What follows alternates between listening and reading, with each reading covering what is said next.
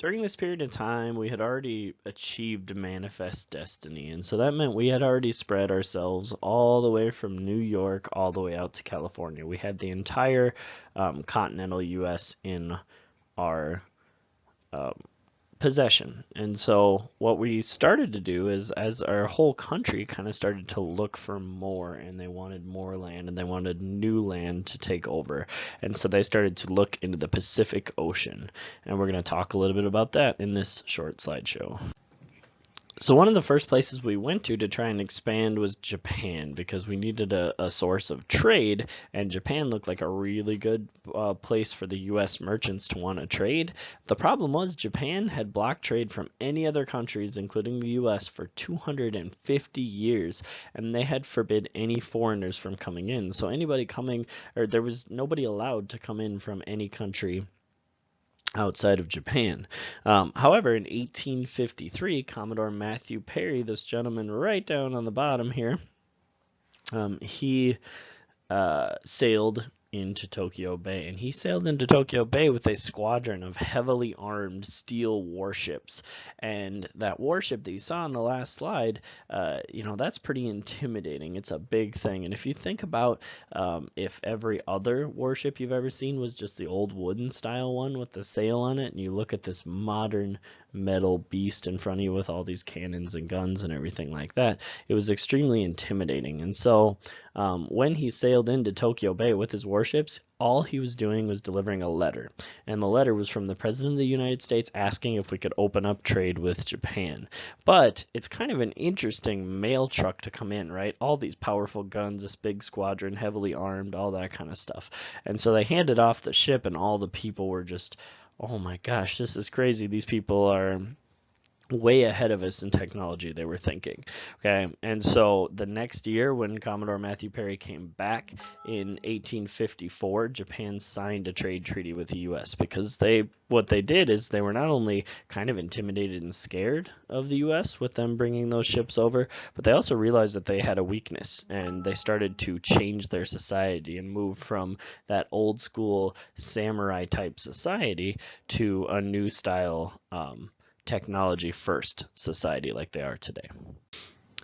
All right, and so in 1867, Russia at that time owned what is Alaska. Okay, and so they owned this. Alaska was a Russian colony, and they came over and they wanted to get rid of it. And so they talked to the Secretary of State of the United States of America, who at that time happened to be William Seward. Okay. And he was the Secretary of State, and Russia was saying, we'd like to sell this land, and we'd like to sell it to you. It's connected kind of to you. I know Canada's in the way, but it's still something that you could take. And, William Seward really thought expansion was the most important thing. We needed to get bigger. We needed to find new places to get more land. And so he thought this was a great plan to do that. And he also thought that if we got it, it would be it's a much closer to Asia than anything else we have. I mean, it's almost touching Russia, and so he thought it would help out trade with Asia to be able to use it as almost an outpost. Okay, and so he bought Alaska, this huge state that's like as big as half of the continental U.S. It's by far the biggest state in America. He bought it for $7.2 million. He bought it for 2 cents an acre. And again, that's pretty amazing. That's even cheaper than the Louisiana Purchase was. But Alaska, covered in snow all the time, mountains, really hard to live there. Okay, why would he buy that? And so the American people were actually really upset about it, and they called it Seward's Folly. They said, you just spent $7.2 million on a frozen wasteland, on a waste of money. Okay, now, it turns out, and Seward wasn't around to see this, but it turns out that 20 years later, we found gold up there, and then we found oil up there, and then we found all these other resources that you could possibly find up there. And so it turns out that Alaska was full of very rich resources, and it was well worth the money. It was a very big money maker, actually. So Seward was actually right, but he went down thinking, man, I really screwed up. Okay, and you can kind of see this picture of Seward's Folly. It was at the time made into a political cartoon, and here's Russia saying, here you go, there's one guy up on top of the mountain and he's being chased down by polar bears because there's nothing here but snow and mountains and water and it's useless, and Seward still wants to buy it. So you can see what people thought of him buying this, but he turned out to be right. And so a lot of people were pushing to expand, but there was a real debate, a very real debate. Should we expand? And there were people that were isolationists and there were people that imperialists. And so we have to kind of figure out what those two things mean. Isolationism is the first one we'll talk about, and that means just stay out of other countries' business. If we stay out of their business, they'll stay out of ours. We just have to protect ourselves and take care of ourselves. We do not want any permanent alliances at all. We don't want to be connected to other countries because if they do something bad that we don't agree with, it becomes really difficult to disconnect yourself from them. Okay, and this policy was the policy of George Washington and had really been followed pretty well up to this point. Okay, and he, it was, so what we did during that time is we kind of stood aside and did our own thing and waited as the European countries continued to expand and go out and find colonies and conquer land. And now people were feeling more like imperialism was the right thing.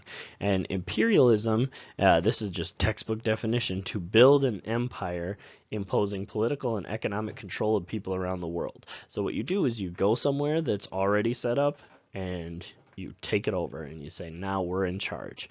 Okay, and so you're expanding your borders, you're taking over other people's, you're getting more resources, you're getting more money, all that kind of stuff.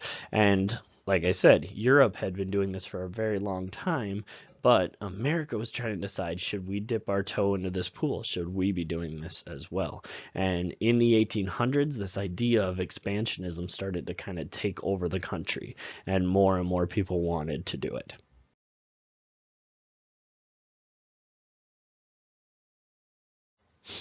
And so we kind of decided and thought about it, and a lot of people had arguments for it that we should grow, we should get bigger, we should expand, we should do imperialism. And a lot of the big reasons were we wanted to grow our economy, we wanted more trade and more places and more resources, but we also wanted to spread American ideals. We thought our democracy was the right way of doing government. We thought what we were doing was the free and best way to do anything of anywhere in the world, and so we wanted to spread that into places that didn't have it. And so Frederick Jackson Turner, this man up top, he had something called the Turner Thesis. And what he said, his thesis or guess or what he thought was true was that the western frontier, the Wild West that we talked about before, all this area that we were trying to take for so many years, had really defined, over 100 years in our history, had really defined history. It had been what we were all about. We were always about growing and growing and growing. And it helped to build democracy because all the people had to decide, but it also helped to build individualism. Okay? And that means that when you're out there on your own in the frontier, you just have to kind of take care of yourself. All right, so everybody became their own people and were able to do their own thing because there were so much opportunity on the frontier.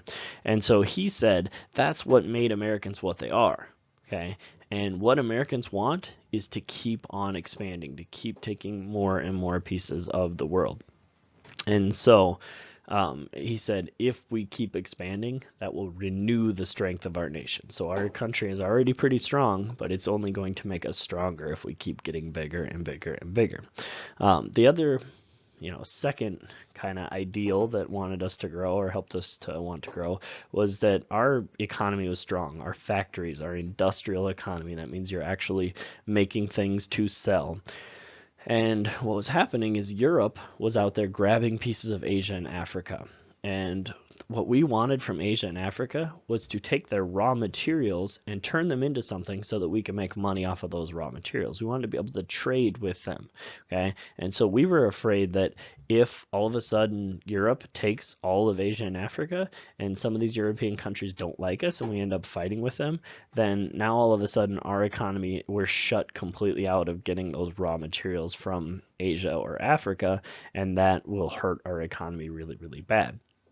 The last kind of person that thought we should grow is the guy on the bottom, Alfred T. Mahan. And Alfred T. Mahan said we have to build up our trade.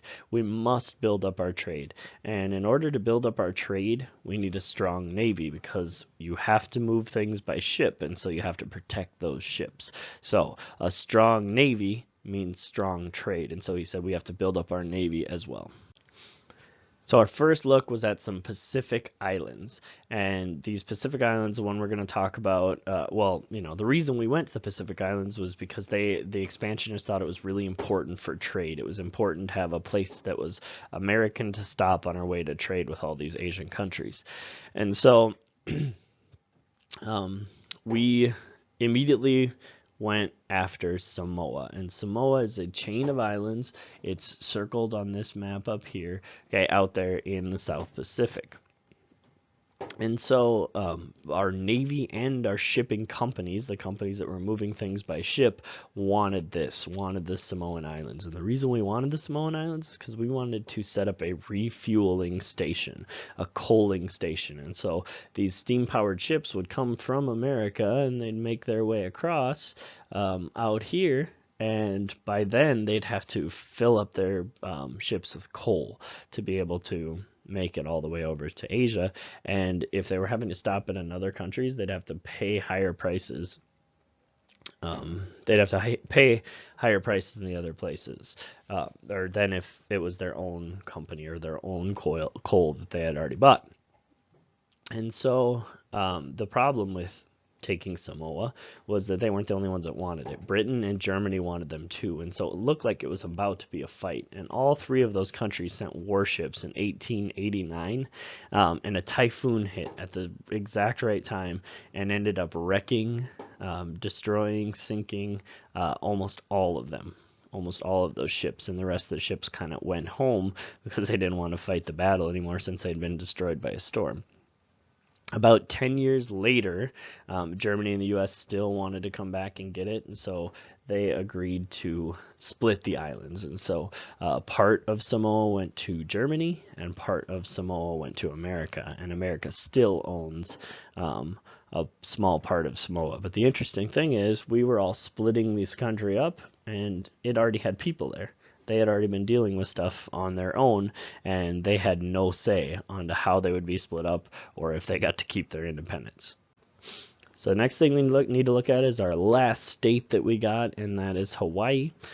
We wanted Hawaii to come in or to be part of America as well, and we wanted it, again, as a military and commercial outpost. So a place to refuel, and you can see where Hawaii is on the map if you look at it in that purple circle. But we wanted to be able to refuel and do all of those things. But as a military outpost, it'd be a nice place to keep a lot of our Navy, and it'd be an early warning system. Anybody that came after the U.S. would have to kind of come through Hawaii and possibly fight us there. So we'd know they were coming before they actually came to the United States. And so let's look at the history of Hawaii just real quick. The first people came there by canoe from the other islands of the Pacific in about 600 BC. Or I'm sorry, not BC, AD. And so they came in about the year 600, and then the first European, an Englishman by the name of Captain Cook, came and he found it in 1778 and met those people. Then in 1820, the Americans came, and they actually came with quite a few people. They came with missionaries at first, and what they were trying to do was convert the people of Hawaii to Christianity, and they started to do that. And then some other people came to start to make money, and they set up sugar plantations, okay? And so when they were setting up these sugar plantations, they didn't realize that the sugar industry would explode soon thereafter and do really, really good and make a lot of money. And so the industry started to grow. And then therefore the most powerful people on the island started to become those sugar plantation owners, those Americans who had gone out to set up or to get land and set up farms out there. And so with all their power, they forced the king, this king's name was Kalakaua, they forced him to create a constitution that gave them a whole bunch of power. And he kind of had to do it because they already had the power, and so they were the ones in charge of making the constitution more than the king was.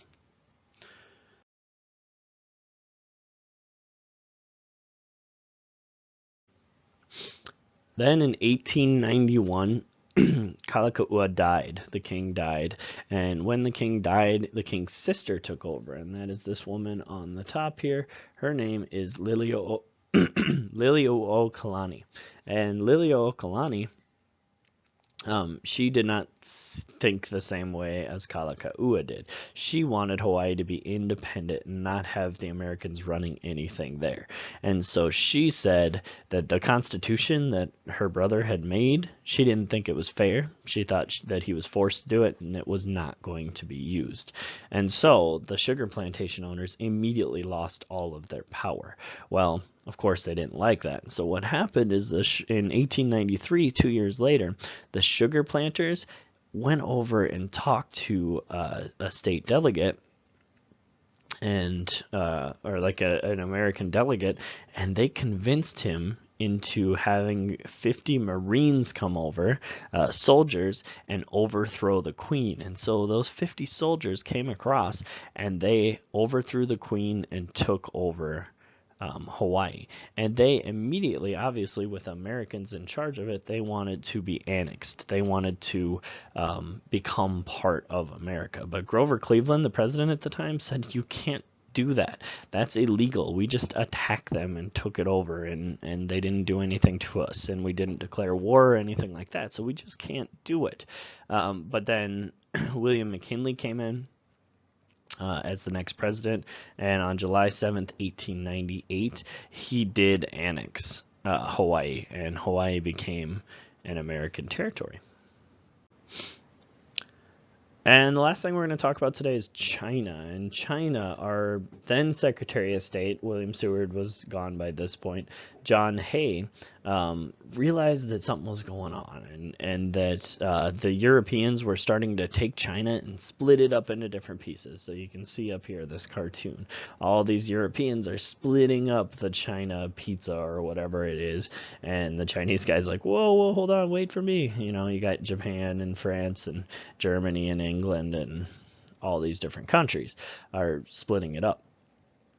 Well, the Americans, with the open door policy, and John Hay said, here's what we want. We want the open door policy to be made, which means that everyone can trade with China no matter what.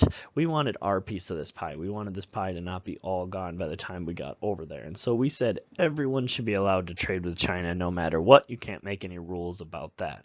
Well, he sent out this letter to all these different countries, and all these countries most of them didn't respond at all. Some of them responded but didn't really answer, didn't say yes or no or anything like that. But John Hay said, hey, yay, it's been accepted. Okay, so even though it really wasn't accepted, he said it had been accepted. And soon after this, the Chinese started to get upset about it, and so they started to create a rebellion. Okay, and it was called the Boxer Rebellion. And the Boxer Rebellion was actually, that's what we call it, but they called themselves the Righteous and Harmonious Fists. It was a secret society of Chinese people that were there to fight the foreigners who were taking over their country and trying to split it up. And these Boxers attacked and started to kill Western people and Chinese Christians, people that had become more westernized, people that had become more like Americans and Europeans. And so they actually were attacking them, and eventually the foreigners, the Americans and all these people that were being attacked, got into a walled piece of Beijing. Okay, and so they got behind some walls and they were able to keep themselves safe for a little bit. And at that point, 18,000 troops from European nations and America came over with their modern weapons and absolutely crushed the rebellion. Okay, they came in, they crushed the rebellion, they saved their people, but then they started to loot the capital and break things and steal things, and it was just a disastrous mess. And so, as you can see, after that, we tried to institute a second open door policy, but for many years moving on, we'd still have this situation on this cartoon in the bottom here, where all of these different countries, the English bear, or sorry, the English bear, yeah, and the German lion, and we've got the American bald eagle and all that, are fighting over the destroyed carcass of China that they had just destroyed.